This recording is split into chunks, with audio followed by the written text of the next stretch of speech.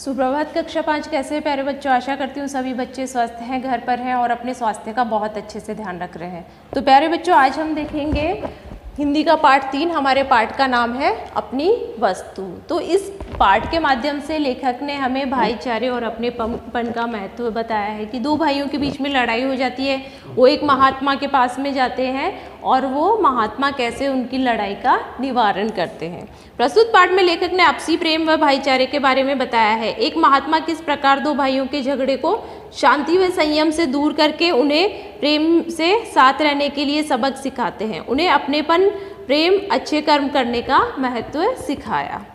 महात्मा जी को देखकर उनमें से एक व्यक्ति बोला, महात्मन, हम दोनों भाई हैं। हमारे पिता ने मरते समय अपनी संपत्ति का जो बंटवारा किया था उसके अनुसार इस भूमि का मालिक मैं हूँ। फिर यह व्यर्थी झगड़ा कर रहा है। दूसरा व्यक्ति तत्काल चिल्ला उठा, महाराज, यह बिल्कुल झूठ बोल रहा है। यह भूमि इसके भाग में नहीं बल्कि मेरे भाग में आती है, इसलिए इसका असली मालिक मैं हूँ। यह झूठ मूठ ही इसे अपनी बतलाकर और मुझे डरा धमका कर इसे हड़पना चाहता है। तो महात्मा जी के सामने दो व्यक्ति आते हैं। एक बोलता है कि ये ज़मीन मेरी है, दूसरा बोलता है कि पिताजी ने मरते समय बोला था कि ये ज़मीन मेरी है, उन्होंने मेरे नाम की थी और इसका मालिक मैं हूँ, लेकिन ये मेरा भाई मुझे डरा धमका के इसे हड़पना चाहता है।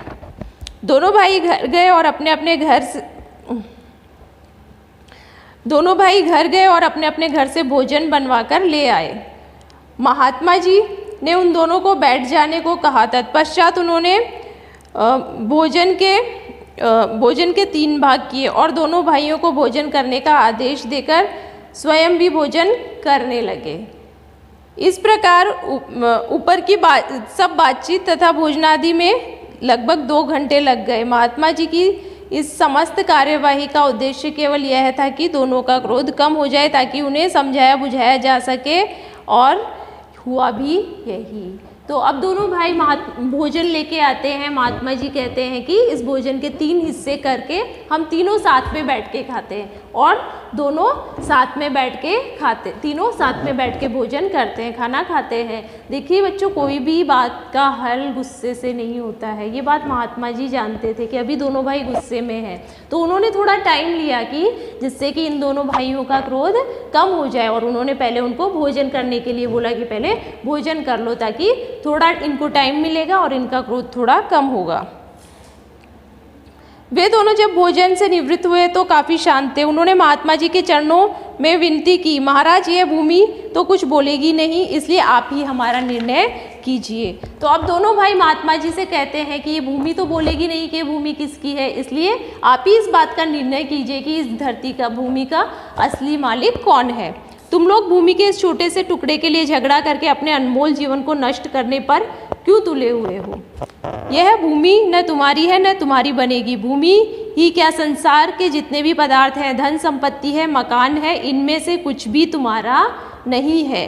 तुम्हारी अपनी वस्तु तो केवल भजन, भक्ति और तुम्हारे अच्छे कर्म है। जो लोग परलोक के संगी साथी हैं, शेष सब कुछ तो यहीं रह जाता है। अतः आपस में लड़ने झगड़ने और मनुष्य जन्म के मूल्यवान समय को व्यर्थ नष्ट करने की अपेक्षा जीवन को अच्छे कर्मों और नाम सुमिरन में लगाओ ताकि तुम्हारा लोक परलोक संवर जाए। तो यहाँ पे महात्मा जी दोनों भाइयों को क्या समझाते हैं कि यह धरती ना तो तुम्हारी है ना तो तुम्हारी है, दोनों भाइयों में से किसी की भी नहीं है। ये यहीं पे रह जाएगी। ये मकान है या रिश्ते नाते हैं, जो भी है, सब कुछ कहाँ रह जाएगा? यहीं पे धरा का धरा रह जाएगा। हमारे साथ जब हम जाएंगे, अपने शरीर को त्याग के भगवान के पास जाएंगे, या जब हमारी मृत्यु होगी तो हमारे साथ सिर्फ हमारे अच्छे कर्म ही जाएंगे, बाकी सब यहीं पे रह जाएगा। तो तुम लोग धरती के लिए या ज़मीन के छोटे से टुकड़े के लिए लड़ाई करने की बजाय अच्छे कर्म करो, भगवान का भजन करो, भगवान की भक्ति करो, वो ही तुम्हारे साथ जाएगा, बाकी सब यहीं पे रह जाएगा। तो प्यारे बच्चों, हमें क्या शिक्षा मिलती है, क्या सीख मिलती है कि हमें हमेशा अपनेपन और भाईचारे से रहना चाहिए। किसी चीज़ के लिए लड़ना नहीं चाहिए, हमेशा अच्छे कर्मों पे ध्यान देना चाहिए, भगवान की भक्ति और भजन में ध्यान देना चाहिए, क्योंकि हमारे साथ क्या जाता है? हमारे अच्छे कर्म ही हमारे साथ जाते हैं।